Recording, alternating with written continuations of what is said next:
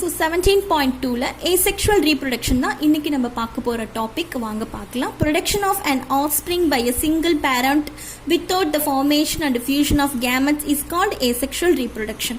அதாவது ஆஃப்ஸ்பிரிங் அப்படின்னா சைல்டு தான் நம்ம என்னன்னு சொல்லுவோம், ஆஃப்ஸ்பிரிங் அப்படின்னு சொல்லுவோம். ஸோ சைல்ட் ப்ரொடக்ஷன் அப்படிங்கிறது எப்படி நடக்குது அப்படின்னு பார்த்தீங்கன்னா பை சிங்கிள் பேரண்ட் மூலியமா without the formation and fusion of gametes. Gametes அப்படிங்கிறது பார்த்தீங்கன்னா மேல் அண்ட் ஃபீமேல்க்குரிய எக்கு தான் என்னன்னு சொல்லுவோம் நம்ம கேமெட்ஸ் அப்படின்னு சொல்லுவோம்.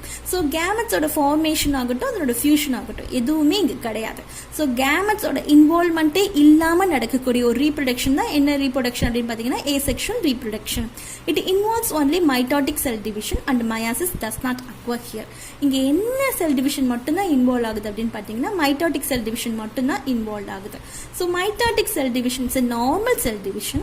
One cell divide to produce 2 new cells. அதாவது ஒரு செல் டிவைட் ஆகி 2 நியூ செல்லை ப்ரொடியூஸ் பண்ணுச்சுன்னா அது மைட்டாட்டிக் செல் டிவிஷன் அப்படின்னு சொல்லுவாங்க. அதுவே மயாசிஸ் அப்படிங்கிறது பார்த்தீங்கன்னா கேமெட்ஸ் ப்ரொடியூஸ் பண்ணக்கூடிய இடத்துல நடக்கக்கூடிய ஒரு ஸ்பெஷலான செல் டிவிஷன் தான் இந்த மயாசிஸ் செல் டிவிஷன். பட் இங்கே கேமெட்ஸோட இன்வால்வ்மெண்ட்டே இங்கே சுத்தமாக கிடையாது. கேமெட்ஸே இங்கே இன்வால்வ் ஆகல அப்படிங்கும்போது இந்த மயாசிஸ் பார்த்தீங்கன்னா அக்வயர் ஆயிருக்காது. So that's why meiosis does not acquire here. Offspring produced by a asexual reproduction are not only identical to parents but are also exact copy of their parents. So இங்கே produced ஆகக்கூடிய offspring பார்த்தீங்கன்னா parents மாதிரி ஐடென்டிக்கலாக இருக்கிறது மட்டும் இல்லாமல் பேரண்ட்ஸோட exact காப்பியாகவும் பார்த்தீங்கன்னா இந்த ஆஃப்ஸ்பிரிங் வந்து இருக்குது. asexual reproduction occurs by spore formation. அதாவது இந்த asexual reproduction எப்படி அக்வயர் ஆகுதுன்னு பார்த்தீங்கன்னா ஒரு ஸ்போர் ஃபார்மேஷன் மூலியமா அக்வயர் ஆகுது. This is the most common method of asexual reproduction in fungi and bacteria. So fungi and பாக்டீரியாவில் நடக்கக்கூடிய ஒரு காமனான மெத்தட் தான் இந்த asexual reproduction.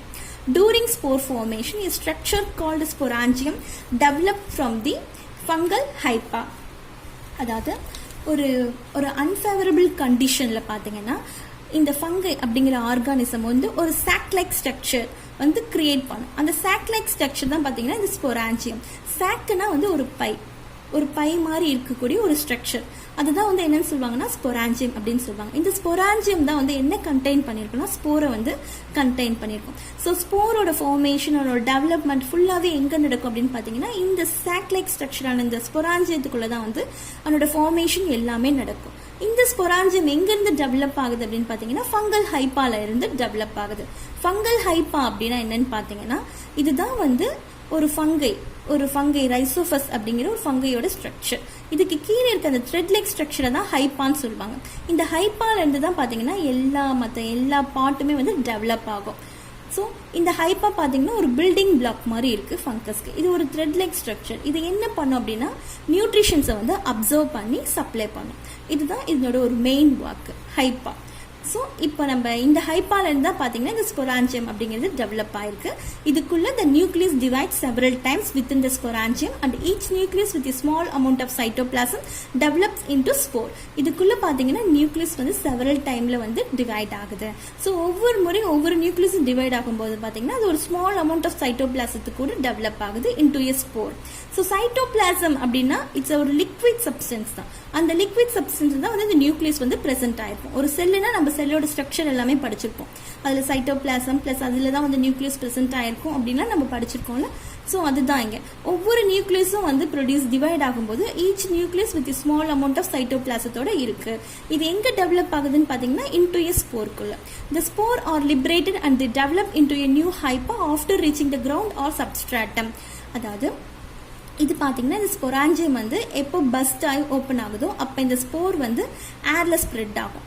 ஏர்ல ஸ்ப்ரெட் ஆகி அது எப்போ கிரவுண்டையோ சப்ஸ்ட்ராட்டத்தையோ எப்போ வந்து நிலத்தை வந்து ரீச் பண்ணுதோ அல்லது ஒரு ஃபுட்டை கூட எடுத்துக்கலாம். ஸோ ஃபுட்டோட மேலே ரீச் ஆகும்போது கூட இந்த ஹைப்பா டெவலப் ஆகி அதுலேருந்து வந்து இந்த ஃபங்கஸ் டெவலப் ஆகிடும். ஸோ இதுதான் வந்து கொடுத்துருக்காங்க. இந்த ஸ்ட்ரக்சர் வந்து கொடுத்துருக்காங்க பாருங்க. இதுதான் வந்து ரைசோஃபஸ் அப்படிங்கிற ஸ்போர் ஃபார்மேஷனுக்கான ஸ்ட்ரக்சர் கொடுத்துருக்காங்க. நான் உங்களுக்கு ஒரு டயக்ராம் காட்டுறேன் பாருங்க.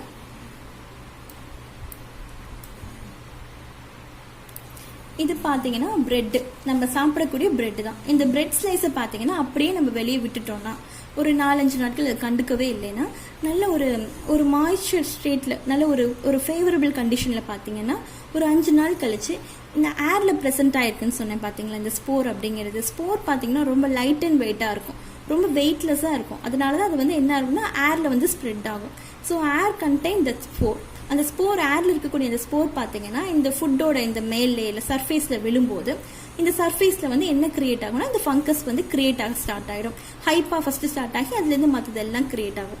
ஸோ இதில் மேலே பார்த்தீங்கன்னா இந்த க்ரீன் கலரில் இருக்கக்கூடியது இந்த ஃபங்கஸ் பார்த்தீங்கன்னா இந்த ரைசோஃபஸ் அப்படின்னு சொல்லக்கூடிய இந்த ஃபங்கஸோட ஃபார்மேஷன் தான். ஸோ இது வந்து ஒரு ஸ்போர் ஃபார்மேஷன். இது வந்து காமிச்சிருக்கோம், ஒரு எக்ஸாம்பிளுக்காக உங்களுக்கு நான் காமிச்சிருக்கேன். பார்த்தீங்கன்னா ஃபர்ஸ்ட் இந்த ஹைப்பாங்கிற ஸ்ட்ரக்சர் கிரியேட் ஆகி நெக்ஸ்ட் இந்த ஸ்பொரான்சியம் அப்படிங்கிறது வந்து கிரியேட் ஆகும்.